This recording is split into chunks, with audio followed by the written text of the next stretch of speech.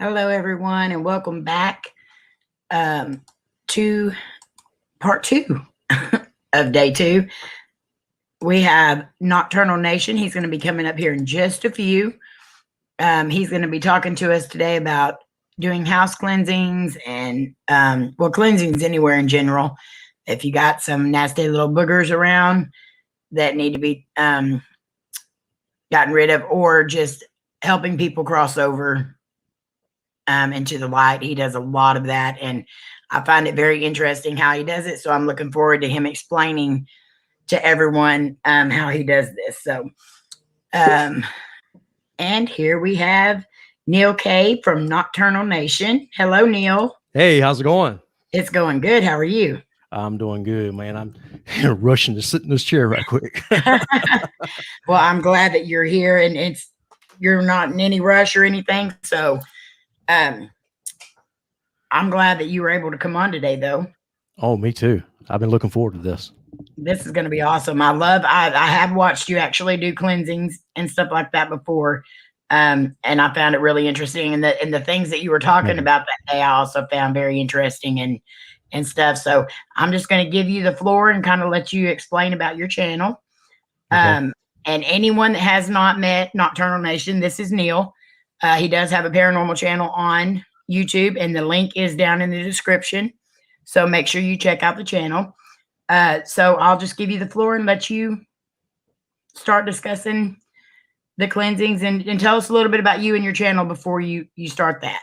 Oh, absolutely. Thank you so much, Amy. I appreciate this, dear. I'll be in the background if you need me. All right, sure. So, as she said, my name is Neal K. I've got 40 plus years experience dealing with the paranormal. I am an empath / medium, full-time investigator. My past is kind of what made me who I am. So I don't shy away from my past. A lot of people say, that I should not be as open with my past because when I was a lot younger, I was in a satanic occult, very close to becoming a priest therein. And what got me out of that is a friend of mine died while he was in, and it kind of woke me up a little bit. And a few years later, I got into church and became a preacher in a Baptist church. And I was a preacher for, almost 10 years, I guess. But it's something that I enjoyed, and things happened as they do so often in life that changed my way of thinking. So I'm no longer with the church, but I am a believer in God. And I use that a lot in my investigations and in what I do. My channel is Nocturnal Nation, and I do investigations. I love doing investigations. My favorite places to do is probably graveyards. That's really my thing. That's my jam, as I say. I certainly love it. I love doing haunted houses, and I don't mean the Halloween haunted houses, as you all know. I mean the real deal from Capitol Hill. You know what I'm saying? I love doing that. I'm sorry, guys. Okay.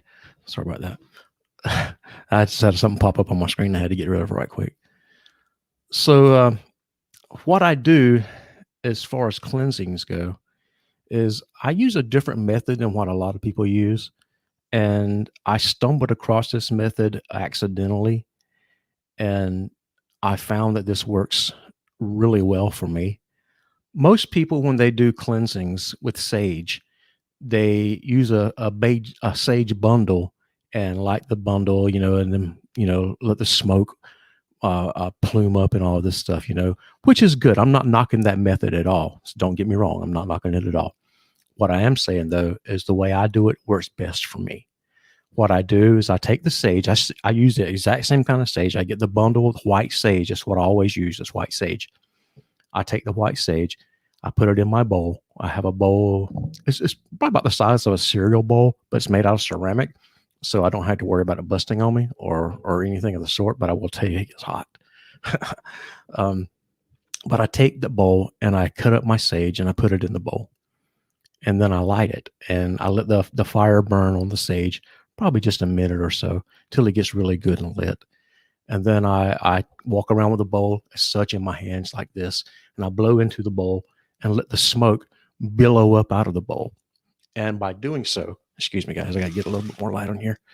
By doing so, I am letting the room, the area wherever I'm at, completely fill up with smoke. And this works so well that 9 times out of 10, when I'm doing this at a residence, the smoke alarms go off. And I've seen it done with sage bundles where the smoke alarm does not go off because you're not getting the same amount of smoke that you can get by using it in a bowl. And the reason why you get so much more smoke by doing that is because you got more room for the air to move around. And as you're blowing onto the sage, it just goes and it goes and it goes. I can tell you this much though, and I've learned this from experience. It wasn't told to me by anyone in particular, but it's just something that I have observed, and I've noticed this, and I want to share it with you. That, excuse me, guys, I'm out of breath. I ran to get in here. I didn't know my wife was going to take me out for a pedicure today. Didn't know her idea, but I'm telling you, I loved it. Anyway, I'm getting off topic. So while doing the sage in a bowl, the way I do it, if the sage burns really fast, you know for a fact that you got an evil presence nearby. The faster the sage burns, the more evil that presence is. But if you go into a situation where your sage is barely burning, then the presence that you're trying to cleanse out of the house or remove out of the building or whatever the case may be is typically not that evil. You know, it could just be a spirit of someone who maybe attached themselves to someone and came home with them, or a spirit that was there before the people came in, and the people who live in the residence or the building or whatever the case may be, you know, contact someone like myself or like you, and they say, "Hey, look, man, I need a cleansing. I got this thing in my house, and I don't want it here anymore." And if it's not an evil spirit, the sage will burn slow, but you'll still get the billows of smoke and all that, but it won't burn up as fast. I've been in some buildings, and Billy from Hawk Paranormal, he's been there with me, and we've been in some of the buildings where the sage, I mean, I light it, and in 5 minutes I got to refill my bowl because it's burned up, and that tells me right away that a evil spirit is definitely present with us, and they sometimes fight back.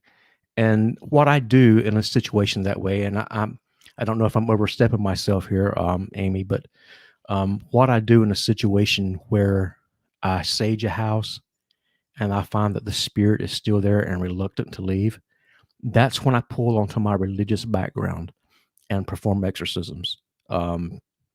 I've done this a few times now, and I can tell you it works. It works. It works.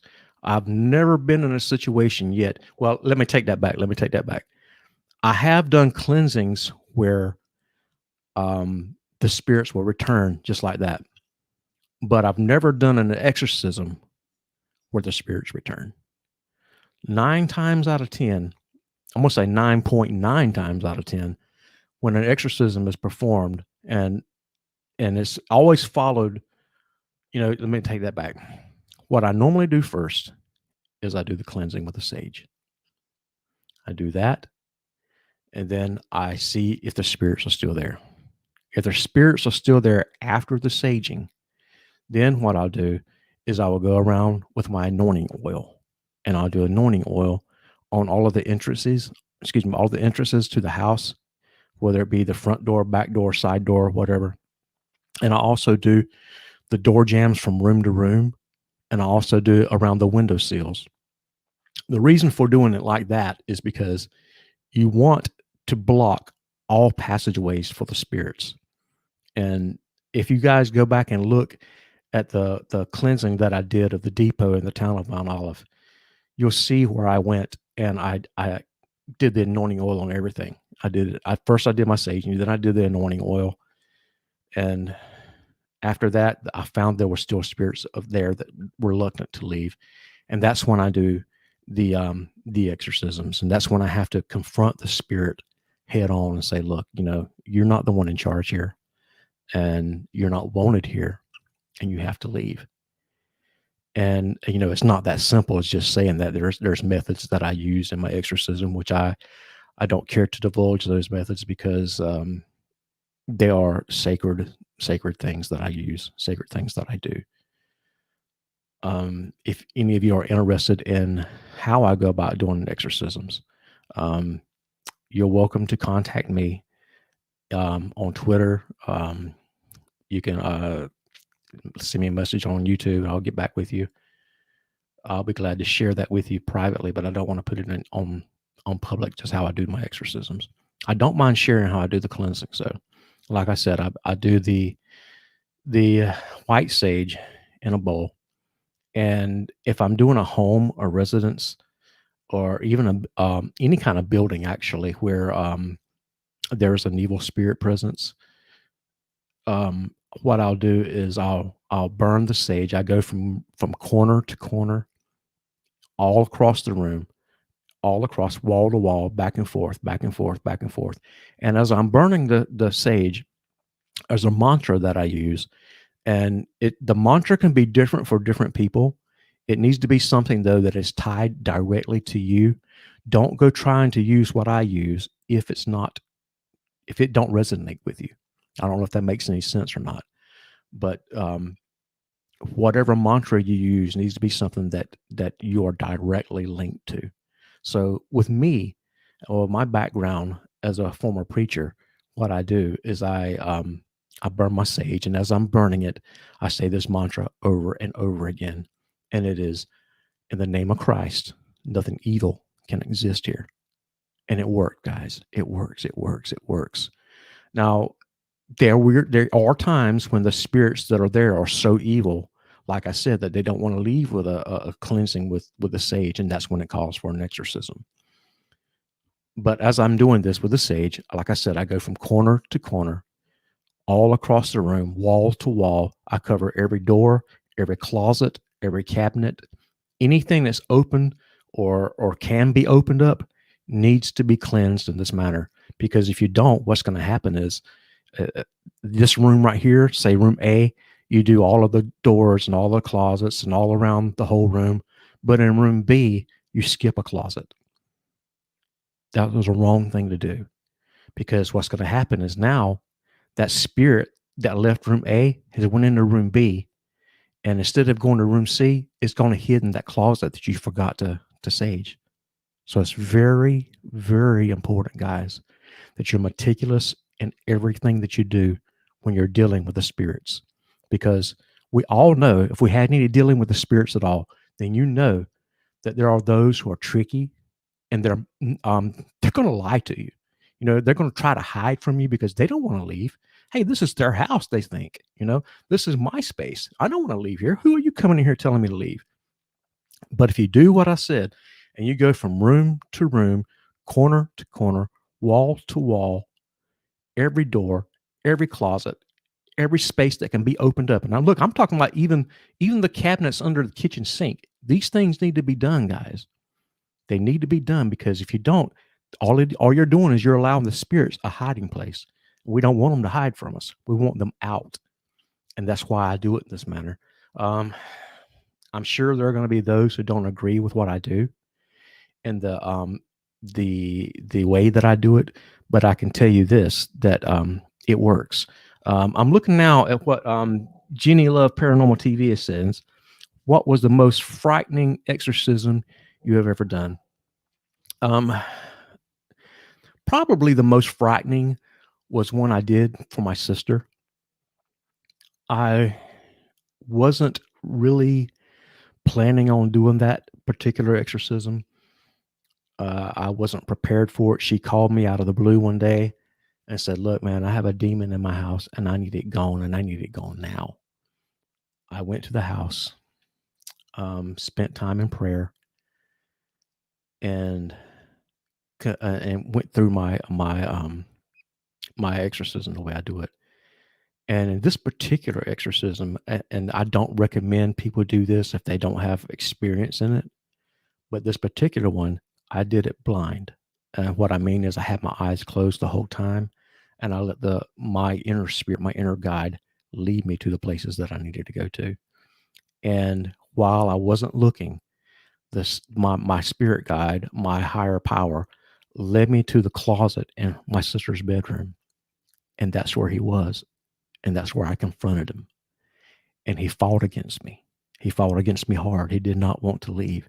I almost got physically sick. When I'm saying that, I almost got to the point where I was throwing up. He really, really attacked me. He felt like that was his domain.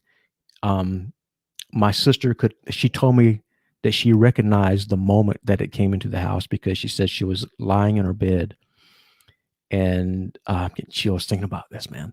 So she was lying in bed and she heard the sound of a cat, and she doesn't have cats. She don't like cats, but she heard the sound of a cat like it was on her dresser, and she looked on her dresser, and she said she saw what looked like a snake. So that told her right there that something was wrong here. She didn't contact me immediately when the demon came in the house. It took her about a week to get to the point where she could contact me, because she said I was terrified, Neal. I didn't know what to do. I didn't know, how to go about handling all this or how to go about telling you about this. But I'm so glad that she did, because I was able to get that out of her house. And although there was no more evil spirits in the house, the memory of those evil spirits were there. So she immediately moved out of that home. And for her, that was probably the best idea, because she was terrified.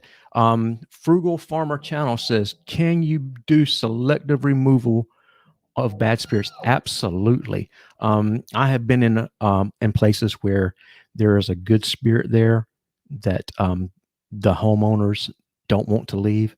And what I do is, when I'm cleansing the home, remember that I said nothing, in the name of Christ, nothing evil can exist here. And I go about doing this in that manner because a lot of times what we'll find, guys, and this is my own personal case too. I had to do this in my home. Is sometimes we'll have a spirit in our home that is not evil and we don't want to get rid of it. Myself, I have 5 slave spirits in my home, and I love them, people. I love them just like they were my own family. As a matter of fact, they even told me that they look out for me. They take care of me and my family. So yes, Frugal Farmer, you can definitely do that. The way I go about doing that is, after I do my sage and I go through the whole thing, I go back and I check again if the good spirits are still in the home. Now, sometimes while saging, the good spirits will leave the home. And what I do in that case is I will go to the entryway of the home, normally the front door of the home. I'll go there and I'll welcome back in the good spirits if they leave. Sometimes they won't leave, but if they do, I use that method. There was also one incident when I was at Hawk Paranormal's home, mother's home, and there was a couple of good spirits there. So to keep the good spirits from being forced out by the sage, what we did was we asked the good spirits if they would to please walk outside of the home so they wouldn't be around the sage when we saged the home. And after we saged, we invited them back in the house, and they came in, they stayed, and they're still there today. But the negative spirits definitely left. Now, also, while cleansing, it's very important to remember this. If you don't remember anything else of the cleansings that I told you, you need to remember this part very, very much. Be sure when you're cleansing to leave at least one window or one door open. If you don't, your cleansing's not going to work, because the spirits are still going to be trapped in the house. You got to give them a way to move out of the home, out of the building, out of the area where all this is going on at, so they can get out, so they can leave. But you need to remember this too. Once they do leave, you need to be sure you put anointing oil, holy water, or whatever it is you're using, or sage, whatever it is you're using, to block the entry back so they can't come in. Now, if you're not one of those who use holy water or anointing oil, then this is the method for doing that. Do your cleansings like I just told you a while ago, you know, to go back and forth, every corner, every door, all of that. And then at the very end, once the spirits have gotten out of the home, take loose sage, not the same kind of sage that you're burning, okay? You have to go to the store that you get your sage from and ask for loose sage. It's similar to table sage, like you use for cooking. And if you can't find the loose sage at a store, you can use the kind of sage that we use for seasonings and cookings and stuff. But you take that and you take salt and you mix it together, mix even amounts together, and put it in the doorway of the entryways to the house. Whether that you need to make sure you do it in every entry and exit to the house, front door, side door, back door.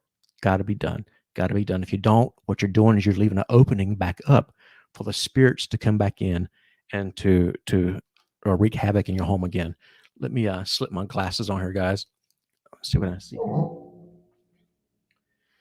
Okay. Frugal Farmer says, I have shadow people in my house, which is old. I believe them to be relatives of or caring people. They don't bother me, but are finicky of certain people. I understand that. I understand that. And let me tell you just how true that is, Frugal, is you remember a while ago, I just told you that I have 5 slaves here from the late 1800s. They will not allow an evil person in my home. If someone comes to my home who has bad intentions, they can't come in and stay. They can come in, you know, but what's in my home won't allow them to be in here for just a minute. And then they're going to feel so out of sorts that they have to leave on their own. I don't have to tell them to leave. The spirits don't have to spook them out. It's just they feel what my spirits are trying to show them. Hey, look, you got to get the hell out of here, you know? Doris, let's see what she's saying. How do you prepare for a cleansing, and how long does it take you to prepare? Excuse me. Cleansings don't take that long to prepare for, Doris. Is basically just me getting my materials together and going and doing what I got to do. Now, exorcisms, on the other hand, they take a while. If I know ahead of time that I'm going to be doing an exorcism, then I prefer to have a couple of days notice at least. And this is what I do. If I know, say, for example, today is Saturday. If I know that Monday I'm going to do an exorcism, then what I'll do is I'll take Sunday and I'll fast the whole day long. I won't eat nothing. I'll drink water and I'll fast. And in my time of fasting, I'll do my preparations, my prayers, my meditation, whatever it is you guys do. I do that for myself. And you have to stay away from negative energies for at least 24 hours before you go and do an exorcism, because if you don't, you're bringing that negative energy in with you. And when you bring that in, you might as well not even be doing anything because it's not going to work. So that's what I do there. I hope that answered your question, Doris.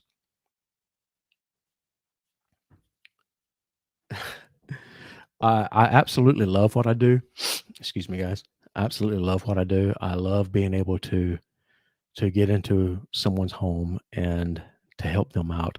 There was this one case where Billy Hawkins from Hawk Paranormal and I went and did a cleansing for this family. And this was a very moving moment for me because there was a woman there, and she was actually the lady who owns the house. It was her mother, and she was still alive. You know, she was there, you know, observing what was going on. But one of the spirits that were in the house was the mother's sister, and it's moving to me when I'm able to get in a situation like that, and I'm not forcing the spirits out. What I'm doing is I'm helping them to cross over. And I don't know if any of you have seen the videos that I've done where I've helped spirits cross over. That is an entirely different method than cleansing or exercising. When you're helping someone to cross over, that soul, that spirit is ready to move on, but they've not been able to. whether it's something that tied them to this side, or just their lack of knowledge, or their any lack of anybody ever coming to them and asking them. But when Billy and I were at this particular home where the mother's sister was there, I was able to help the mother's sister cross over. But before doing so, I allowed her to speak through me to talk to her sister. And guys, I'm going to tell you, that was such an amazing moment. And times like that is why I do what I do. It's why I allow myself to be used by the spirits whenever they want to talk to their loved ones. You know, people say that I'm stupid for allowing spirits to talk through me. It's not stupidity, folks. If you think about it, they're only human too. They're just in a different form. So why wouldn't I trust them, especially if I know they're not a negative spirit? So she was able to speak through me. She was able to talk to her sister and give her sister some closure that she was looking for. And then the spirit, she told me she was ready to go. So I did my thing and I helped her cross over. Um, it's so touching for me when I do that. And, and you won't find that on my channel. You won't find it on Billy's channel because it was not recorded. And I have no problem with that. If I run into a situation where I'm in a home and they tell me, look, I want you to do this for me, but I don't want you to record. I'm not going to say, well, the hell with this, then I'm not going to do it. I'm not going to help you at all if you won't let me promote it on my channel. No, man. Somebody who does that needs to get out of the business to begin with, because they're doing it for the wrong reasons. If you're only in the business to build yourself up, get out, because you're hurting everybody else. But when you get someone in there who's willing to say, look, and I'm not trying to puff myself up, guys. I'm just trying to tell you the blatant truth. And this is so honest. I can't be any more honest than what I am right now. I care less about my views. I care less about my getting the numbers up than I do about people. People is what make this world go around, folks. You got to show compassion sometimes. Sometimes you got to show love to somebody that you don't even know. And sometimes that family might say, look, this situation that I'm in right now is so touching. I don't want this to be filmed. And that's when you got to love them. And you got to say, you know what? That's perfectly fine. That's perfectly fine. Okay. That's enough of my soapbox. Sorry about that, guys. Okay. Doris wants to know, have I ever done an exorcism on a person? Yes, I have. Excuse me. Yes, I have. And sometimes it can be really, really scary. And other times, not so much. If you go back and look at my videos, look at the one called Exorcism Files 1, and you'll see where I did an exorcism on a man and a woman at the same time. So, but it was not a bad situation. The evil spirits left them, but it wasn't one of those foaming at the mouth, head turning around, spitting green pea soup at everybody. It wasn't nothing like that. It was simply the moving on of the spirits. And what's so cool about that, and again, I'm not going to give my details away about how I go about doing that. If you guys want to know, I'll tell you in a private manner, but not in public.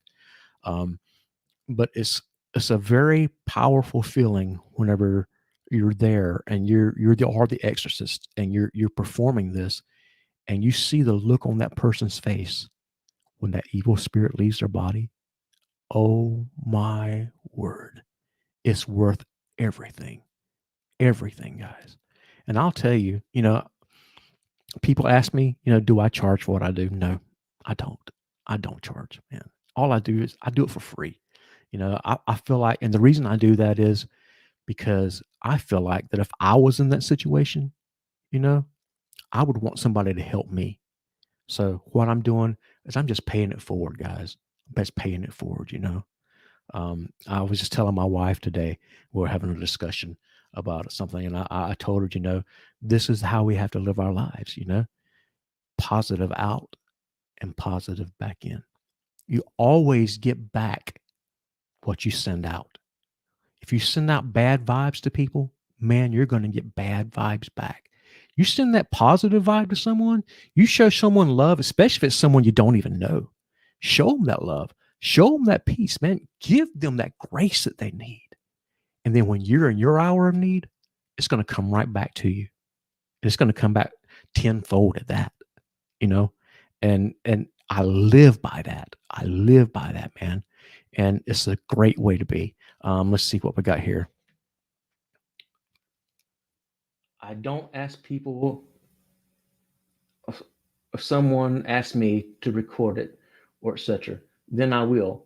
But I never help people with the goal in mind to use it for the glory. That's professional paranormal research. That's a very good way to be too, man. Very good way to be, because as I was alluding to a while ago, if we're doing it for the wrong reasons, it's, for one, it's not going to work like it's supposed to. And for two, like I just said, you put out the negative, dude, it's going to come right back to you every time. Every time. It goes without fail. Let's see. Yeah, Sherry Knott says, what a beautiful gift to help someone cross over. You are so right. I love it, man. I love it whenever I run across a spirit and they're wanting to move on. They're wanting to go to the other side, and I'm able to help them. Let me give you tell you a quick story. The house that we went to that I was just telling you about, that I did the exorcism on the people at, before that, we did a cleansing of the house, Billy and I. And I say Billy, I'm talking about Billy Hawkins from Hawk Paranormal, ESTNC. That's my brother from another mother, by the way. But we went upstairs to this particular house, and there was a spirit of a 12-year-old little girl there. And she was so afraid of that negative, dark energy that was in that house, that every time the dark energy would come around her, she would go somewhere else to hide. At the time that we were there, the negative energy was actually downstairs, actually at the doorway of the stairs that goes up. And Billy and I both picked up on that. And Billy had already gone upstairs. I hadn't been upstairs yet. And he was able to pick up on the fact that that girl was upstairs hiding from the negative spirit. So we went up there, and this was Billy's very first time having anything to do with crossing over. He had seen some of the stuff that I'd done, but he had never experienced it himself. And the look on his face when he realized that spirit of that 12-year-old girl had left, guys, I'm telling you what, that was such a moving moment, honestly. And I'm sure Billy don't mind me saying this, but he was almost in tears, man. And I was too, to be honest with you, because that spirit, that little 12-year-old girl, man, she was so precious and she was so scared, and all she wanted was to move on. And she was a spirit of a slave, a 12-year-old little slave girl, because the land was the land that was inhabited by slaves and slave masters. And that to me is so precious, so precious. Doris says, I get that from you every time you go live. Love, love, love, and possibility. I mean, positivity, possibility. I'm stupid. Yeah, Doris. I love what I do. I do, man. I love it so much. I hope this helped you guys understand a little bit about the cleansings. If you do it with the Sage bundle, it's not wrong. I'm not telling you you're wrong for doing that. Excuse me just a minute, guys. My computer's about to die.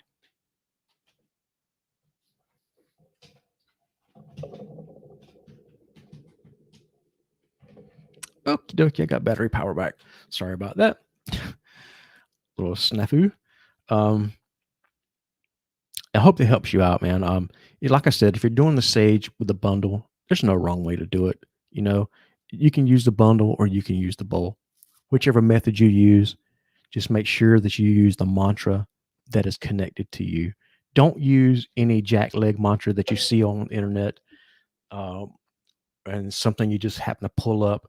All you're doing is using a bunch of googly goo that is not going to make a difference anyway. Make sure you're connected to what you're doing. By connecting to what you do, you become so powerful, so powerful. I'm blessed. I am truly blessed, and I'll be the first person to tell you that. I am truly blessed because all of the things I have experienced in my life have brought me to the point that I'm at right now.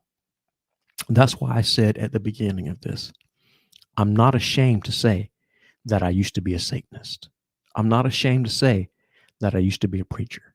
I'm not ashamed to say that I'm a full-time paranormal investigator. I'm a full-time empath. I'm a full-time medium. I'm not afraid to admit that. And if you guys have these gifts and you've been hiding them away for whatever the reason is, I'm telling you now, listen to what I'm telling you. Don't be ashamed of it. Don't be afraid of it. Open yourself up to the possibilities, and oh man, what you are going to experience is going to blow your mind. Let's see what Sandra has to say here from Sandra Pink's videos. It says, Neal, I consider you as a mentor and awesome friend, and I'm glad that I found you in your channel and Hulk also. Well, thank you so much, Shug. That really, really, really, really, that means a lot to me right here. It really does. And I tell all you guys, man, and I mean this from the bottom of my heart. I love you guys. I do. And as I said last night, when I got ready to leave my live that I did last night, is I don't throw that word love around frivolously. I don't tell people I love them if I don't, because I don't want to lie. But this is sure that I do love you. Parapalooza. Could you please explain your opinion on why spirits stay instead of crossing over? I love the way you explained it. Absolutely.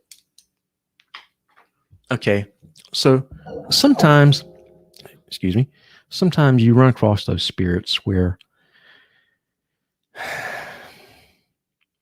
they just don't want to leave. And you might be in that situation where you're trying to do something, and you're like scratching your head. Why the hell isn't the spirit leaving? And here's a couple of different reasons. One, which is the most common, they don't even realize they're dead. When you run in that situation, you have to be very delicate in how you handle it.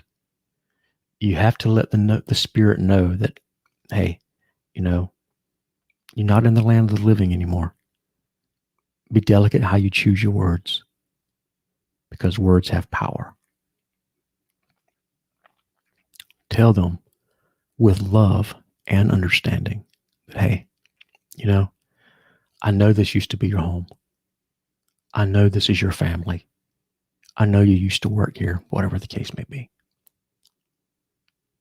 But then you tell them with love, and you better be sincere about it too, because they can tell. You tell them with love that you need to move on. You don't have to stay here anymore. You don't have to be in pain.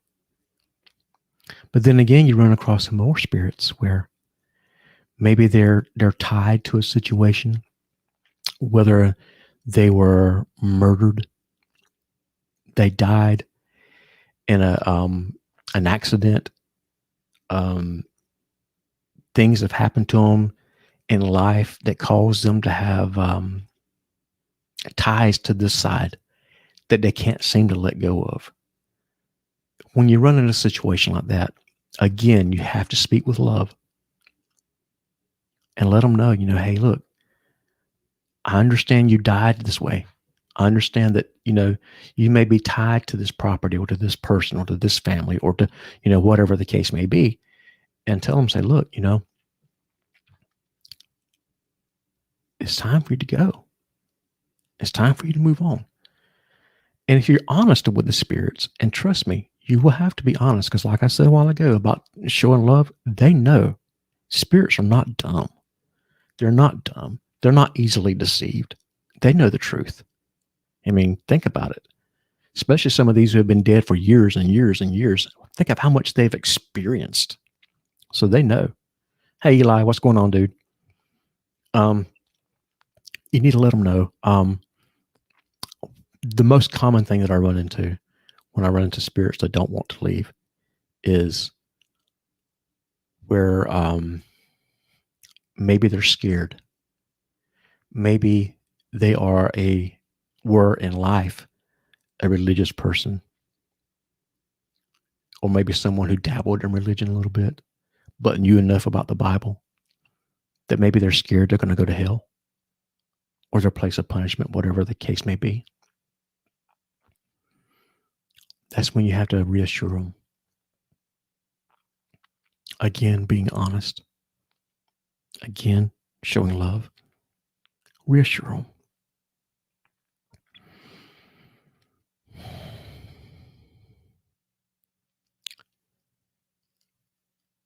I find that to be,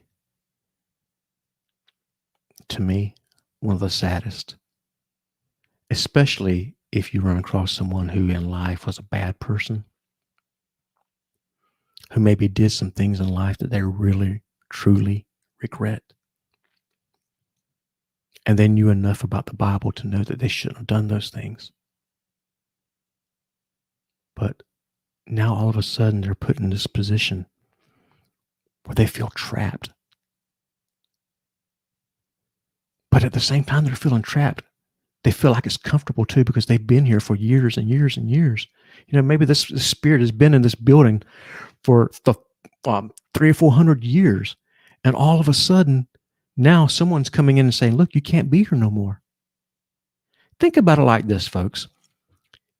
You live in your house, the place you've raised your family at, the place where you've had family get-togethers, all kinds of things has happened in your house. Now, all of a sudden, somebody you don't know has just come in your house and told you you got to get the hell out of here. How are you going to feel? You're not going to feel very good about it. You're going to be resistant to leave. You're not going to say, look, this is my house, Jack. As I said, spirits are still people. They're just in a different form. I hope that helped you out, guys. I really do. I don't mind talking about what I do. I don't mind sharing myself with you. I tell people all the time, my life is an open book. I have nothing to hide whatsoever. But again, I did say earlier that I don't want to share my methods of exorcism publicly. But if any of you are interested in how I go about this, or you need help in any way, if any of you had homes, buildings that need someone to help you with, contact me. You know, I will tell you this: I do not charge for what I do. I'm in North Carolina though, so if I'm in North Carolina and you're in, let's say, Arizona or somewhere, I just picked out a place, and you're saying, "Hey, Neal, I need you to come to cleanse my home, or I need you to come perform an exorcism." First thing I'm going to do is I'm going to ask you, have you looked for people that are local? If you tell me that you have and nobody is willing to help you, then this is where my next thing comes in. I tell you, look, I'm willing to help you, but you're going to take care of my travel expenses and my room and my food while I'm there. And I'm normally there if I'm traveling somewhere to do this. I'm normally going to be there for 3 days, because you have to do an initial investigation, you have to do your cleansing, and then you have to do the follow-up investigation. So that's a minimum of 3 days. And that goes for even if I'm not traveling out. If I go to someone's home and say, look, we need this, blah, blah, blah, blah, blah. Especially if it's a bad situation, I still take those 3 days because you need it. You got to have it. You can't just jump in and expect everything to be done in 3 hours. It's not going to happen. It's not going to. Thank you, V. I appreciate that, Shug. Let's see. Okay, good question. Joey. Okay. Papa Joey says, what about those that feel guilt about facing others that have passed on before them? Okay. What you do in that situation, Joey? You have to tell them, say, look, I'm just going to use my personal experience, okay?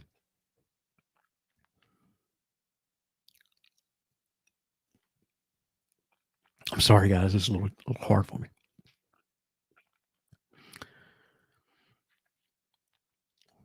If I died right now, there are certain people in my family who have already passed on before me. I would be terrified to talk to them because I'm a firm believer that they still see us after they're gone. And some of my family members,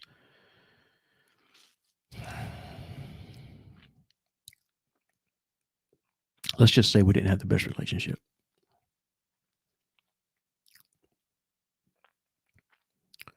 So what you do in that situation, Joey, as you tell that person, that spirit, it wasn't your fault. You tell them what they need to hear to pass on. But you need to be honest about it, like I said, because the spirits will know if you're filling them with a bunch of shit. They'll know it. Tell them, say, look, man, okay, say you've done something wrong to someone who's already passed on. They don't live in that fear no more. They don't live in that hurt no more. They don't live in that pain no more. So you don't have to either. One thing I always say when I'm helping spirits cross over is you need to let go of everything here. You have to let go. And when you're talking with a spirit who has guilt over something that may have happened to someone who died before them, you have to tell them. You have to say, look, you got to let that go. You can't hold on to it forever. The person who you're in fear of, the person who you have the guilt about, they've already let it go. When you hold on to something like that, all you're doing, and this is coming from my past as a preacher, and I give you some of the best advice anybody's ever gave me, was bitterness and anger and resentment does not hurt the other person. It only hurts you. So you got to be honest with that spirit and tell them that. Say that they've moved on. And so you need to move on too. You need to let it go. Joey, I hope that answered your question, dude. I really do. Let's see if I missed anything. Did anybody ask a question that I did not answer? If so, let me know.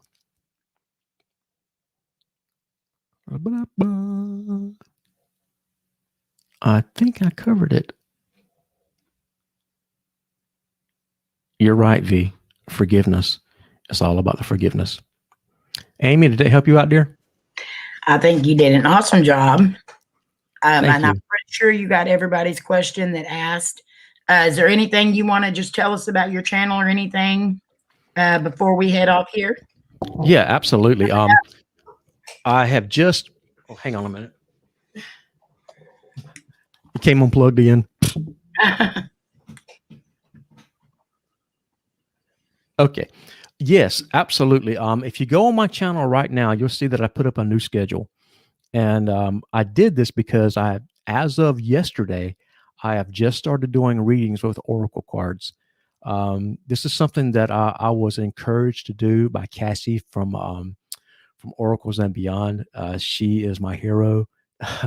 I love this woman to death, man. She encouraged me the whole journey, and she actually last night when I was doing the readings, she wanted me to do a reading for her, and I'm telling you, I was really nervous because it's like a student doing something for the teacher. It was crazy, but everything worked out good. I will be doing, I will be doing the oracle readings on Tuesday nights and Sunday nights from 9 to 11.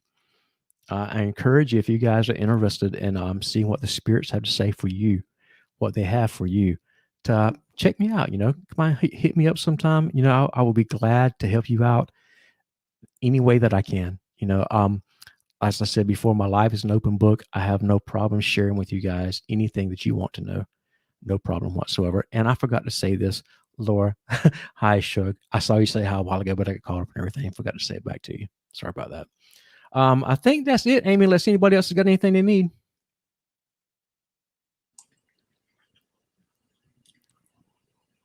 Everybody, please make sure that you check out the link that is in the description. That is for Nocturnal Nation.